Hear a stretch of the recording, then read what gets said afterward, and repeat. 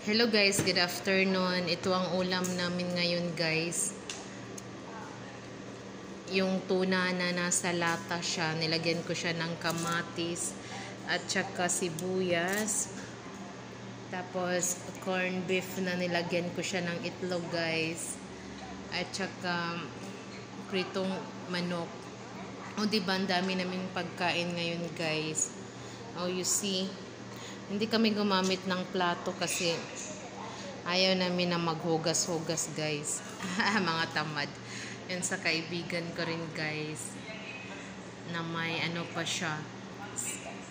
Sauce na chili, spicy sauce. O diba? Kain tayo guys. Ang sarap-sarap kaya nito guys. Wow. Yummy. Kain tayo guys. Tapos, lagyan natin siya ng sausawan. Ay, sauce. Lagyan siya ng sauce. O, diba?